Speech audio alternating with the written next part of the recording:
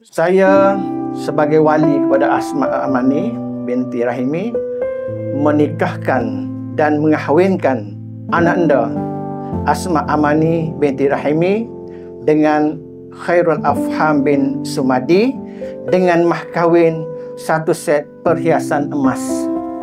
Saya terima nikah Asma Amani binti Rahimi dengan mas kawinnya 1 set perhiasan emas. Saksi? Okay.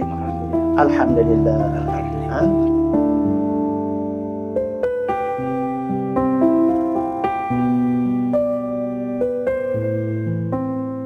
Kalau dari segi rupa, of course lah. Cantik lah, comel lah.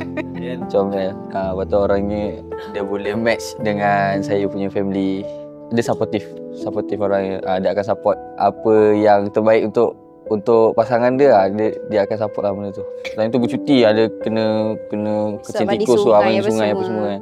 Dia ambil berat lah daripada masuk emergency sampai masuk ward. First, dia handsome. Di mata saya. Dia handsome. Lepas tu dia mature. Dia matured daripada saya. Dia seorang yang puitis. Dia suka mengarang ayat panjang.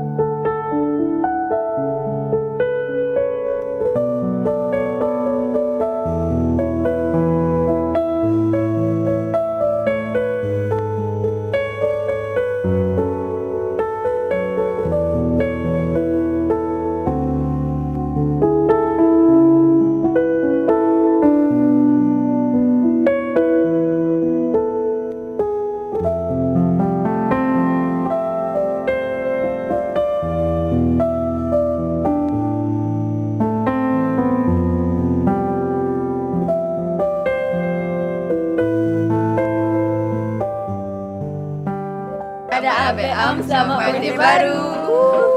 Selamat pengantin baru.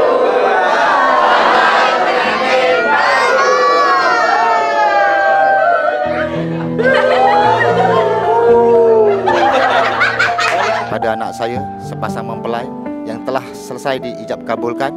Mudah-mudahan semoga anak saya ini dapat diredai SWT hingga dunia dan akhirat dan diberikan kesejahteraan, keharmonian untuk keluarga kita semua.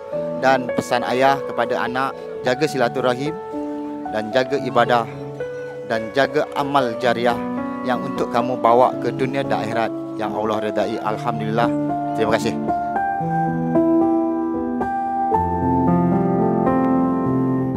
Assalamualaikum kepada Kak Mak.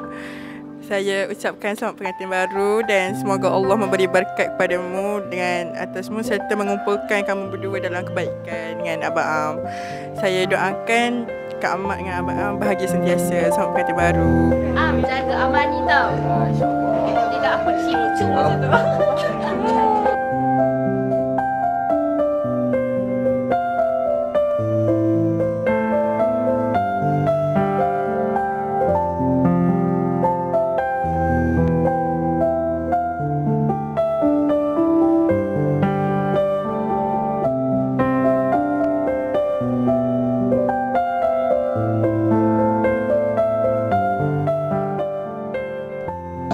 Harap hubungan kita berpanjangan hubungan yang positif sampai ke jannah.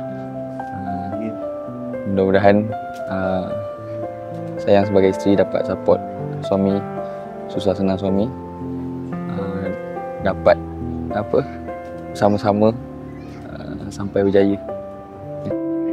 Semoga hubungan kita kekal hingga ke jannah. Kita dapat zuriat yang soleh dan soleha. Dan kita dapat bina keluarga yang sakinah, mawaddah, warahmah.